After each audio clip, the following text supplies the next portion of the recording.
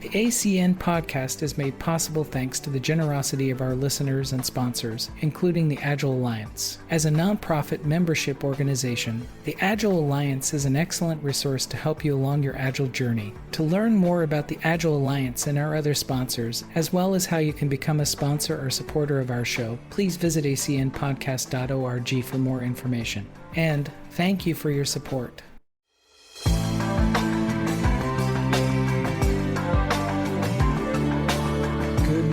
Good evening, everyone. Welcome to the Agile Coaching Network. My name is Ray Arel, and I'm joined every month by a beautiful group of people that I have had the privilege of working with for a number of years now. The co-hosts, and as well as myself, we're helping to get the conversation going. I do want to thank Diana Jorg, Sheila Eckhart, and Sheila McGrath for being here today. The ACN is a member and sponsor-supported show that would not be possible without the financial contributions to our social enterprise. It helps us to pay for the things we need to bring you the show. If you are currently supporting us, thank you. If you would like to join others in that support, please visit newagility.com or acnpodcast.org to find out how you can support the show. And thank you so much for your listenership. To get things kicked off, one of the key things in the Agile Manifesto and the principles is this welcoming changing requirements even late in development. The processes are meant to, and in order to give us a competitive advantage while using Agile, we structure the methodologies and the workflows that we do in a way that enables us to be able to, if a customer comes to us, even late in development, gives us the ability to be able to rapidly swarm on a particular change, and it should not be that impactful. Now, that all sounds good in the sense of a new product coming into existence. Maybe you have a legacy product that maybe that doesn't fit. My Agile journey started with one of the programs that I was running at the time underneath the group that I was managing at the time was the Fortran compilers. And for people who just suddenly said, Ray's old, yes, I am, but I inherited the Fortran compilers, and this is the ones that we used to optimize for Intel microprocessors. I inherited that group, and we had pretty close to several decades worth of legacy code that we had to go off and manage.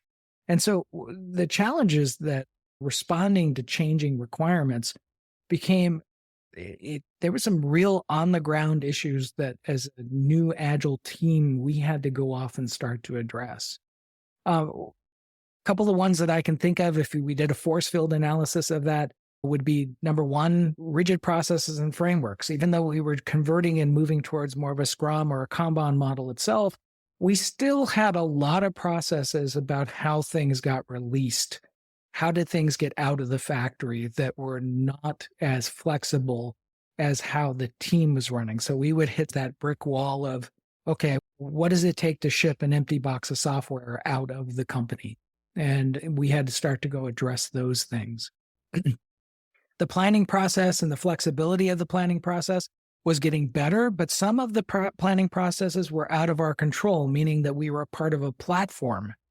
We happened to be one subcomponent of 24 other components that was delivering to a sort of a major timeline of the way that Intel worked. Was they had 4 or 5 market cycles that they had to go reach. And so there was this flexibility issue that took place that was above us. And so we were subordinate as an Agile team to a pretty much a waterfall process that sit above us.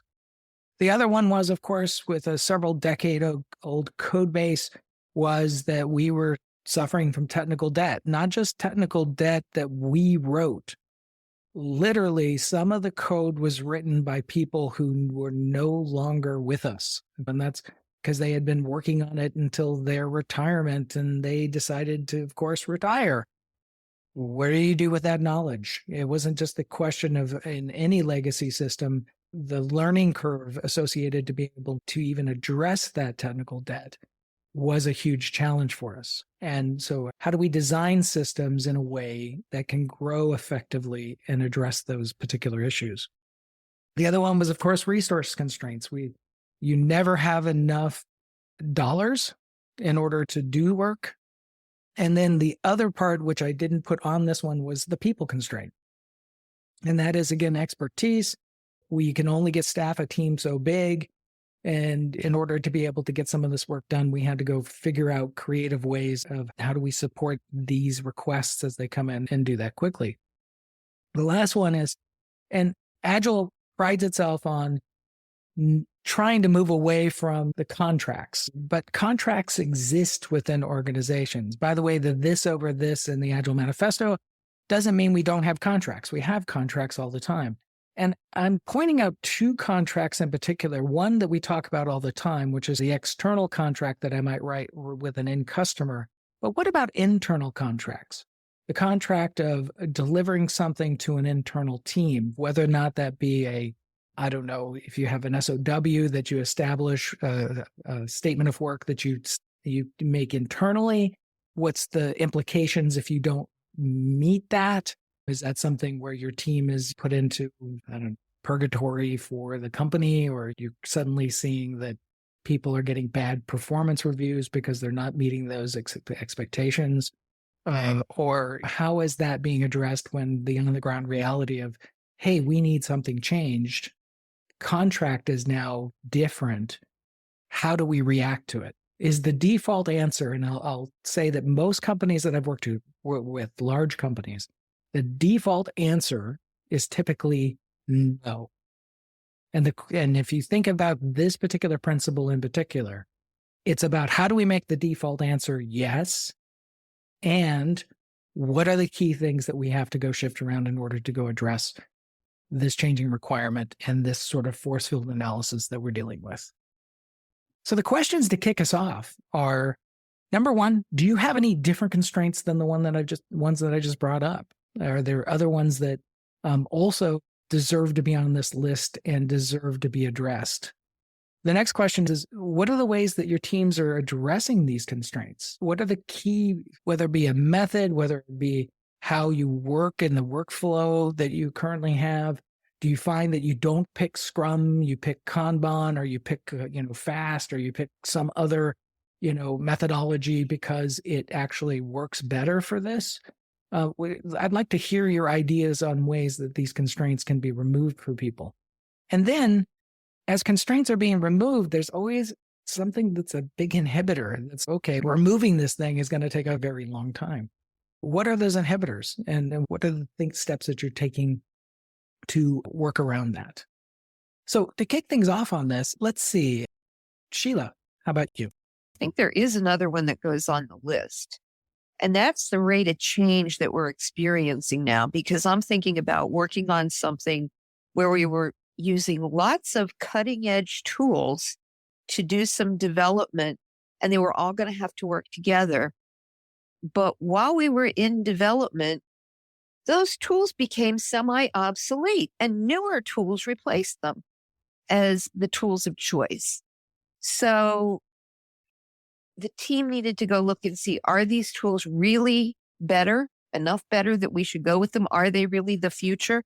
Because we don't want to be implementing something that's going to quickly become obsolete. And if they are, then what does that mean? Does that change our design? Does that change the priorities that we have for development? Does that change? How does that change what our end product is going to look like? And just doing the analysis can be pretty time consuming. But one of the ways we addressed that was to have a certain amount of time set aside every week for analysis and learning. I know not every company will do that, but in this particular company, they did commit to that, at least for the teams I worked with. And the other thing about constraints, if you're doing customer-facing product development, a lot of times you don't know what changes in the market are going to do to the viability of the product you're developing. So you have to maintain a certain amount of flexibility, but then you have to set expectations internally that this is our target date, but the target could change because it could turn out that the things we think we're going to do aren't really the right things. With product development, you do things like prototyping and beta tests and minimum viable product and all that kind of thing. And sometimes you don't make major changes, and sometimes you go, oops, we got to go back to the drawing board, and there's significant changes. Those are those are inhibitors that I've run across the most, that have the most significance.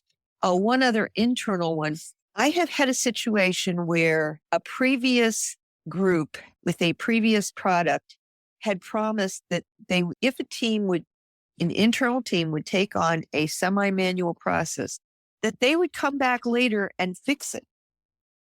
They got disbanded. They didn't fix it. I had a lot of trust issues with those internal customers because they thought I was going to do the same thing. So I actually had to go fix some of the problems that had been introduced for a totally different product, because otherwise nobody was going to even consider my product. They were just going to say no. That is interesting, because one of the things that I noted as I picked up projects in the past, the previous team, the sort of the legacy perception of your delivery performance as a company was already tainted the pool of your success in some regards. It wasn't even the same product, though. This was a totally different team. The only thing we had in common was, and I wasn't even in IT. I was in operations working with IT.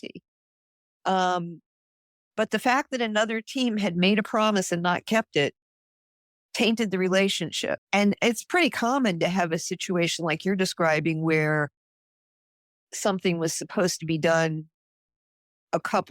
in the legacy system a couple of releases ago, and it didn't get done, and it always had low priority, and it's making it very difficult for the people that are actually trying to use the process to be able to use it.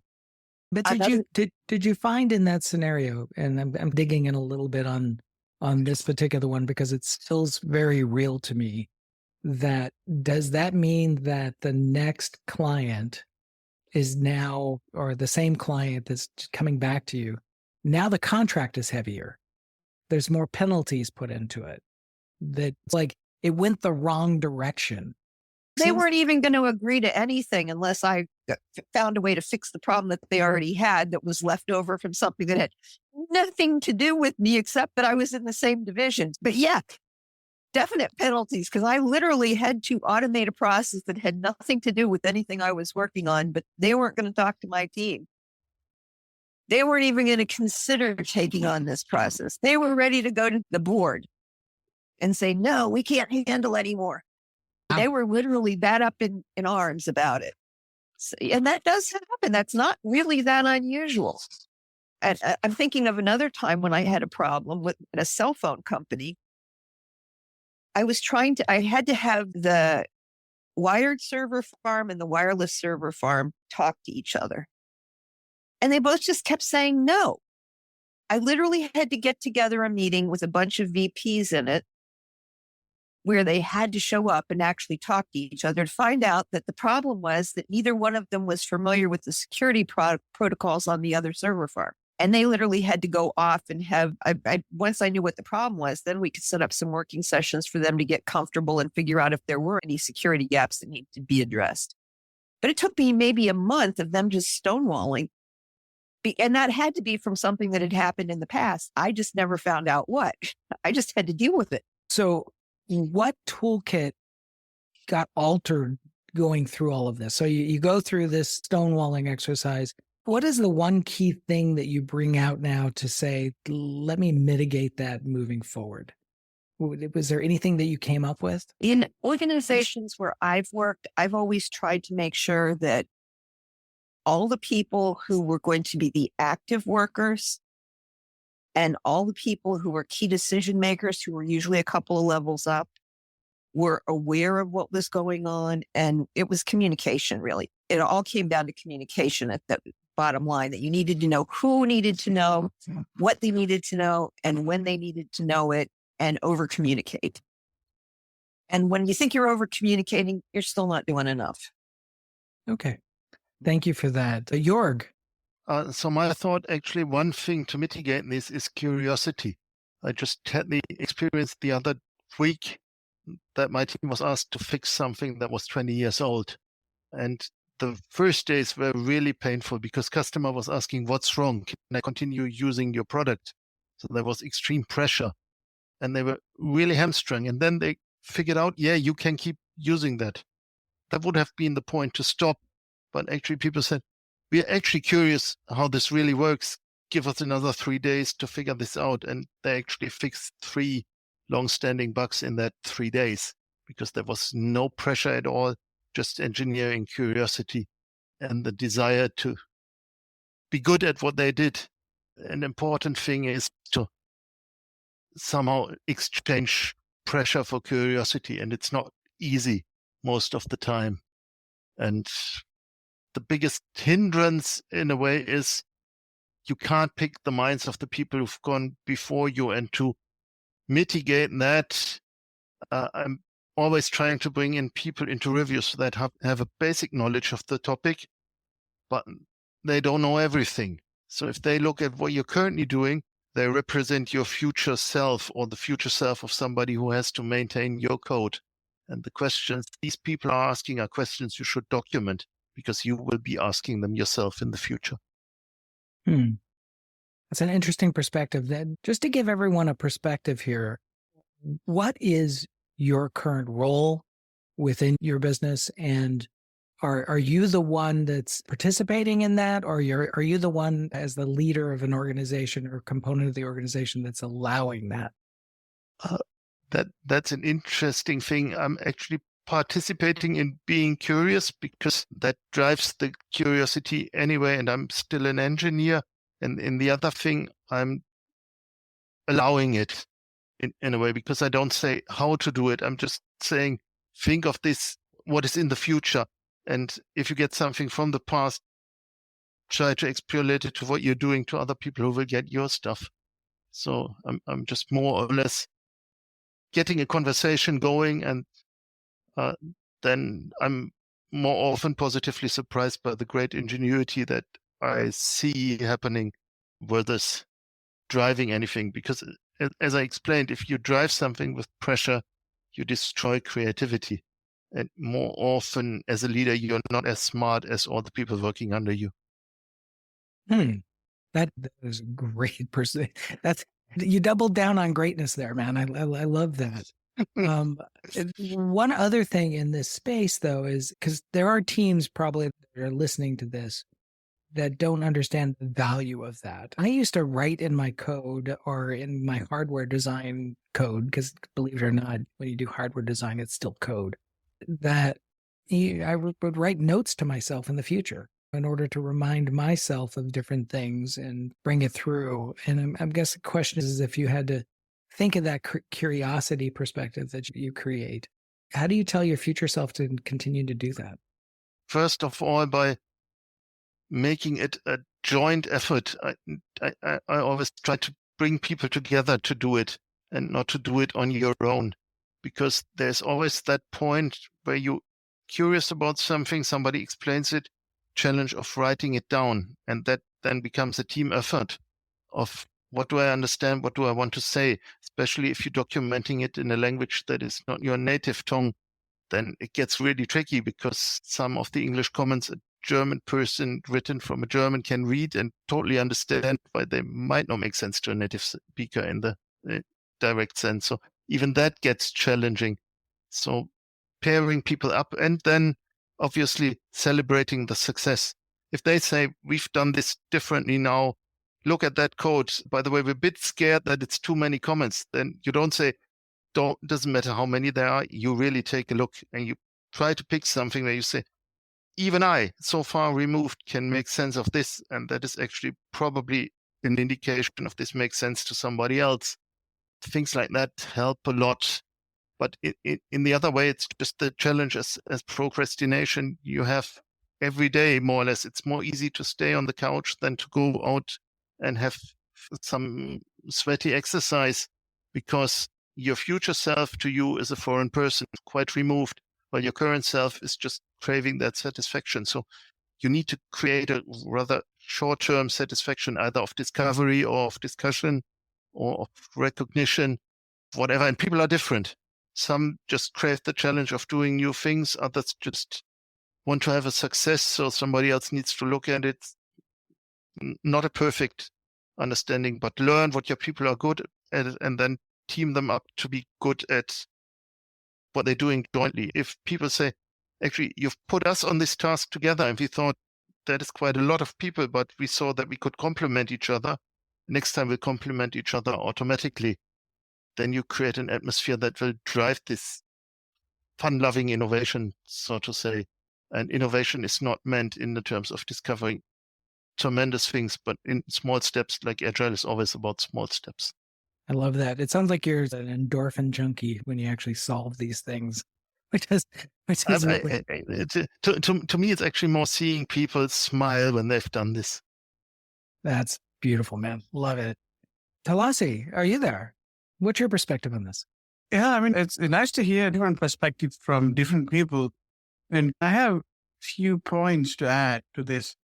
I think that in these things, one of the constraints, I would say, the exclusivity. Like some projects fails because the exclusivity is being promoted by some team member, and the team member is politically more powerful, and nobody challenged him. And then because of that, people leave that project, and then some of the new innovations brought into the table are being put under the carpet. That's one thing.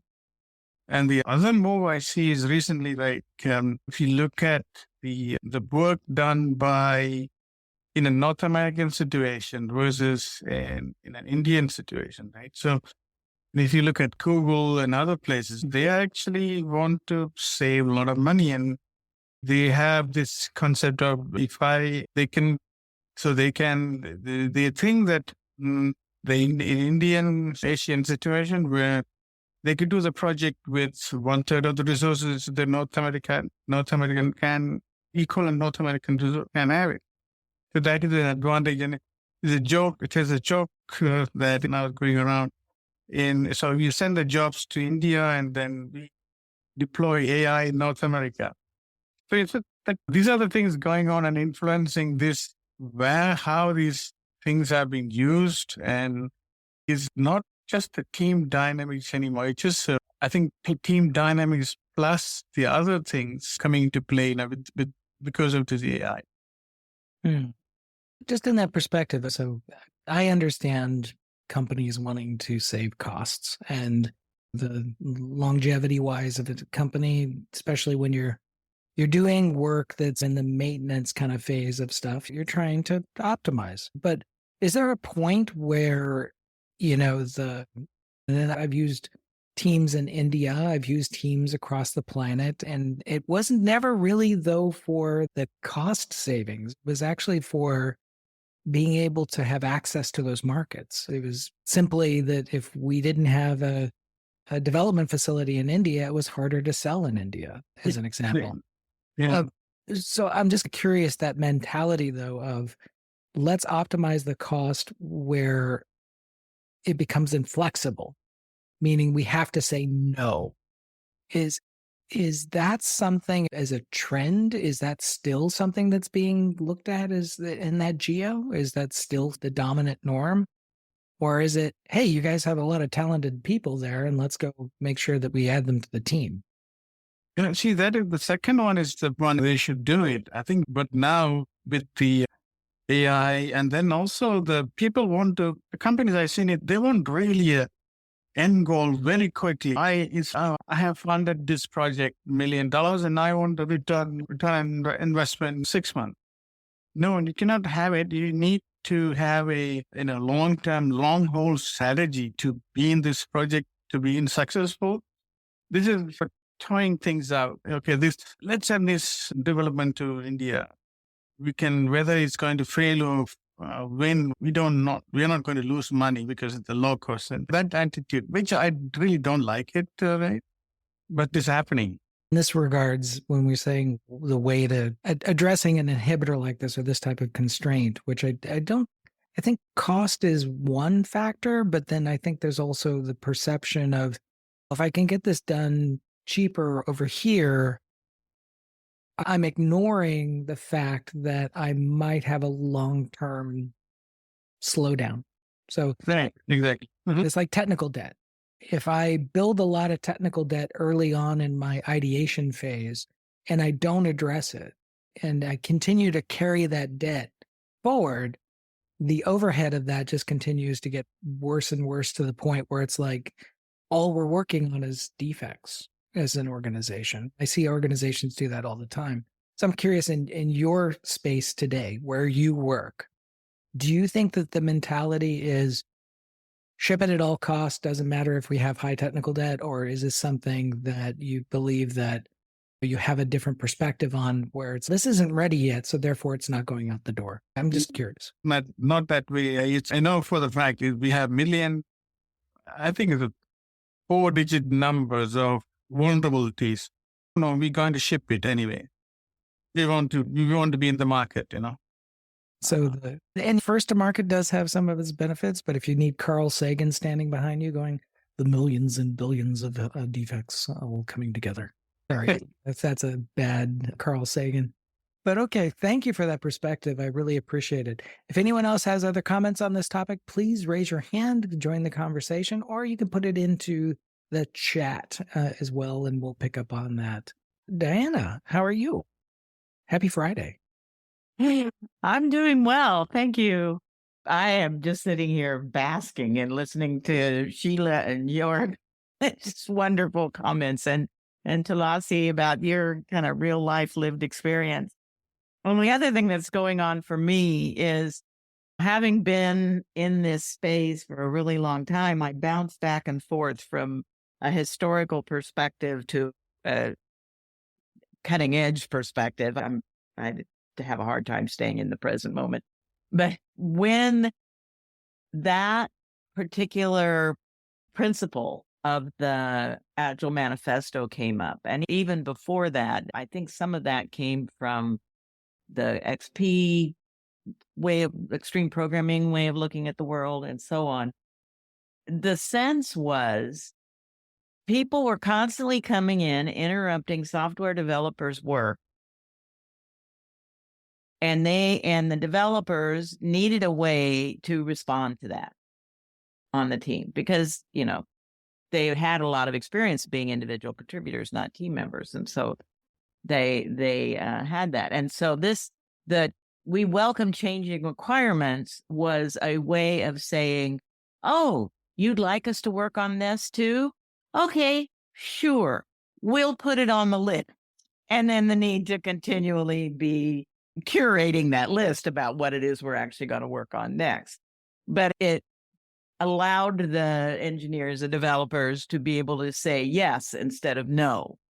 Of course, we welcome changing requirements. Give it to us and we'll go on our way. That's one thing I'm thinking about. Well, just to dig in there real yeah. quick. I think it's one of the... I think that perspective, though, if you talk to most developers, do you think that they get that today? No, I don't. I don't think that they get that. And I still end up finding myself saying, if you're working if you're using an agile approach to your work, here's a thing you get to do, right?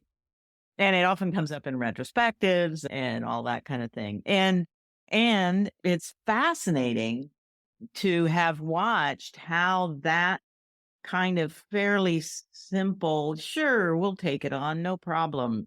You want something different? We've got the flexibility to accommodate that, right? How that has become more and more complex. And like your whole list of the requirements for processes, the requirements for planning, the requirements for legacy, the requirements for that, I'm not sure that all of that was inherent in that one statement at the time. But of course it is now, right? Because times have changed. And the other thing that has been coming up for me, because I am really interested in the ongoing experiment of FAST, is what some of the ways that FAST differs from the way we've traditionally thought about teamwork and stuff, what impact it has on changing requirement, which is they just get accommodated every other day or so. If it's development requirements. Now, some of the other organizational requirements are things that I bump into a lot. And the inflexibility of organizations to consider changing some kinds of requirements like policies and procedures and those kinds of things in the face of that won't work if we're doing this. That's another aspect of this. And I think Sheila and Jörg both and Tulasi all reflected that in their comments. I'm bouncing back and forth between what was and what will be, and how are these changing requirements going to, because we're not going to eliminate them. If we're working in a complex space, which software development is, and I just got reminded that the other day we were talking about some things about Agile on a webinar, and a man raised his hand and he said, yeah, but I work in manufacturing and we can't be doing all these changes and we have to do blah, blah, blah. And I said, this approach isn't appropriate for you. If you've got repeatable, if you're building the same product over and over again in a repeatable process that you've refined and gotten to a good place, an Agile approach isn't for you. It is for the folks who are constantly building new products that they don't really understand yet, and that it's just emerging over time. And so the changing requirements aspect is never going away. How do we constantly, our question to ourselves is, I loved some of the things that Jörg was saying about techniques that he uses to help people manage that. And Sheila's observations about her system and being in that place of, I didn't put this in place, but now I have to deal with it. That's the nature of our work. And that's why I am saying all the time now, our work isn't knowledge work, it's learning work. Because as requirements change, we've got new things to learn every time. So a couple of things to pick up on what you were talking about there was, and I think it's interesting where the method that you pick could actually be the constraint. And the person who should be more embracing lean and removing waste from their system, which you should do that in Agile too, but maybe that's a more appropriate method. But I've always thought about the constraint of the what ifs. And I'll point back to my days since I'm a Silicon head and spent a lot of time at Intel. Wouldn't it be nice if we could not have to remanufacture 26 different chips in order to go satisfy these 26 markets? What if we could just do one and then put a reprogrammable block on the CPU that allows us to change the way that it works, the way that it'll function as a thing that would go into PC or a thing that would go into a Blade server or something that would go into something else. And I just remember those early days of that. How do we take remove the constraint of the physical system, the hard system, and move it to the flexible side? And I think those would be some of the most rewarding projects that I've ever worked on, to just see suddenly now we have a reconfigurable block that's on there. Right. And guess what? We've just actually improved productivity. We've improved profitability for the organizations. It makes me think of people who work in another kind of industry process environment, which is retail, and how often you might hear, oh, this would be a great job. I love hanging out in this shop if it weren't for all those pesky customers. And I think in software, we have to, and we've been struggling with it for well over 20 years now. How do we get out of that? If it weren't for these pesky customers changing their minds, having new needs, and embracing new technologies, if it weren't for that, wouldn't this be great? That gets back to that learning culture thing that you just talked about, which is we just discovered through the process of releasing something that didn't fit the need that we've identified a market that we could potentially make a lot more money on if we just fix this one thing, which is amazing to me. Right. But then you also end up with, we've got 26 markets and we need to configure this in 26 different ways. At some level, one of the things that I tell my clients all the time, and they don't necessarily thank me for it, is there is no perfect system. Every system has its upsides and its downsides. And the trick is find the one that has the most upsides with the least downsides. But you're never going to eliminate all the downsides, and you're never going to get all the upsides. There are no systems like that. And so what we have to do is take a more nuanced view and a learning view, like you say. Yeah, and I think that's and I think it's the flexibility component to this. And I'm going to leave this to everyone who's got an active microphone. When the system becomes rigid and suddenly we've got unhappy customers, unhappy developers, everyone's unhappy. What's the way to break the logjam? How do you do that? Rochelle. Let me repeat back the question so I can validate what you just said. Okay. You asked, when you get that resistance from your customers, how do you get them to move forward with you? Yes, and actually kind of a larger picture. So you get the rigidity with the customer, you get the rigidity suddenly with management, you get the rigidity then with developers, and everyone is sort of constrained with, we're all feeling very rigid. We can't move on these things fast. And so you can pick one of those vectors, but go for it. Yeah. So what I have encountered with that is really coming at it with the what's in it for them, what's in it for me kind of approach from their perspective, right? And so I'm a release train engineer, don't boo me. But from that perspective, right, as taking the entirety of the product into account of how can we move forward together to move this entire product so that we can deliver something that you want, hopefully. It's, to me, about making sure that we're all on the same page. Hey, product team, do we want to make sure that we're delivering the best thing, or do we want to just deliver something? Mm-hmm. Because there's a difference, right? Do we want to deliver something of value, or do we just want to deliver something?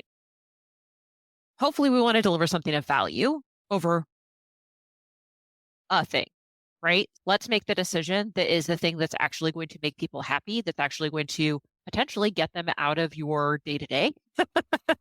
Because we don't necessarily want to have stakeholders and leaders, managers asking questions of your team on a daily basis. When's this going to happen? What's going on? Why aren't you doing this? Why aren't you doing that?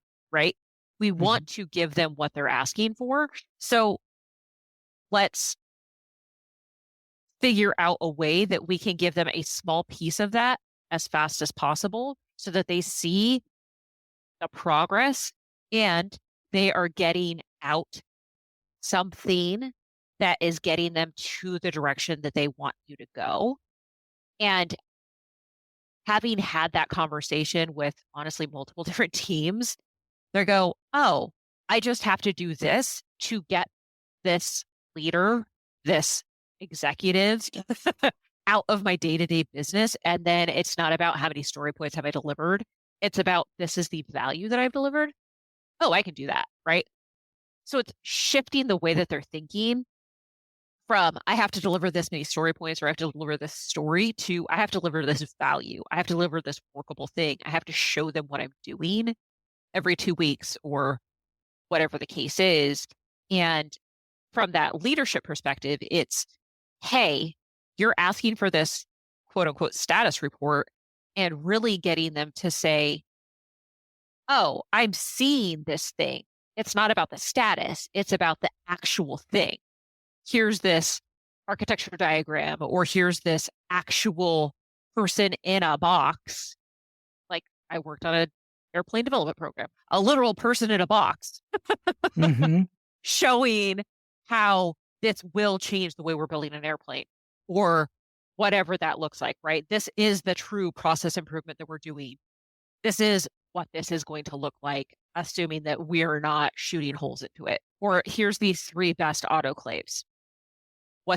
This is what the team is recommending. We either say yay or nay on this based on cost and requirements. And so it's really about what they are asking for and giving them that and really finding out and asking them that question directly. What are you looking for so that we can give it to you?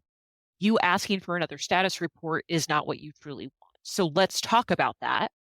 And let's find out how I can give you, how the teams can give you what you truly are looking for, so that you have confidence that the teams are doing what you want and need, and you can give them true feedback. I love that perspective. I think one of the things that, as you talk to people most of the time and you ask them the question, and I found one uncomfortable conversation that I've had with a senior leader one time was, so what's the thing of value you've delivered in the last month? Oh, okay. Let me think about that. But if you had that mindset walking in, that you're looking for those things of value, or you're reflecting that a lot in order to understand what value is to the customer, I think that's a beautiful perspective. And thank you for adding that.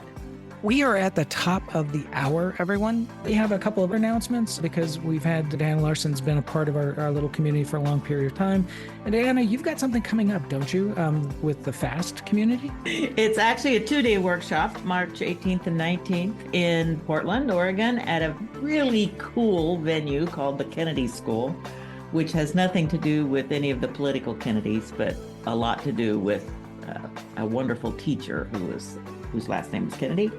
Anyway, FAST is a really new way of thinking about our work processes, and it includes a lot of kind of things, agile principles, and extends a bunch of them and adds in a lot of modern product management.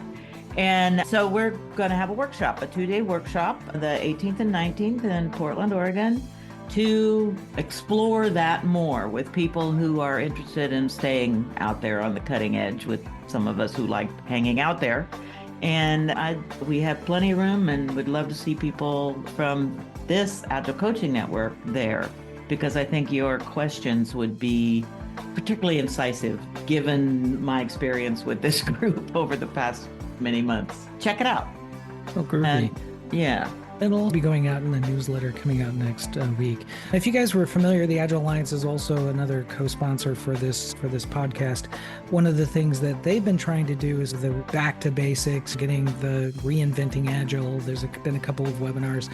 One of the things I noticed from the FAST community and some of the other adjacent communities is that there's a lot of really great ideas that don't have to go back to the year 2001. There's actually some forward-thinking groups that are out there. I strongly encourage, if you're not able to get to Portland, Oregon, would love to have you here because I live in Portland, Oregon. It's a great place.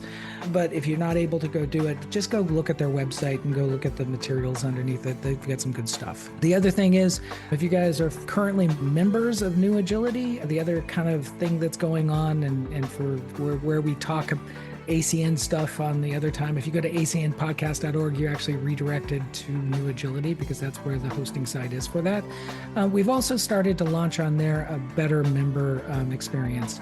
If you go up to that, if you're currently right now a subscriber of New Agility, if you came in through the podcast registration, but if you want to go ahead and just get a free membership to our membership area, that gives you a lot of exposure to upcoming webinars and other things that we're doing that are beyond just what we do in the ACN. One of those things is I'm teaching on March 12th, a mini workshop on maximizing productivity in remote and hybrid work environments. This is something that I've always worked remote throughout my career. I've never had my team all in one location. I would love to have had that at times, but I've always had to manage a global team across different areas. And I want to get a conversation on a mini workshop together and talk with a group of people about what are some of the strategies that are emergent and what things we should be adapting into our work group itself. Here again, you can go to newagility.com to make a reservation for that. One of the things, of course, go up to acnpodcast.org. If you haven't been a part of the ACN before, guess what? There's 87 episodes there. And got to admit that if you get through 87 episodes or 87 hours worth of content, that's a lot, but they're sequenced in a way where you can actually go find a particular topic that you might be interested in. Give it a listen. They're up online, please. Also, a lot of the different topics, we also are encouraging people to write blog posts. If you want to write a blog post for New Agility, you're welcome to send a blog post to us and we can get that up and posted to the bigger audience itself. With that, have a great month.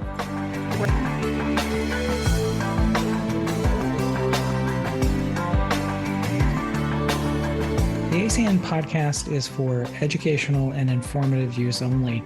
If you'd like to know more about the ACN community, please come up to acnpodcast.org and support our show.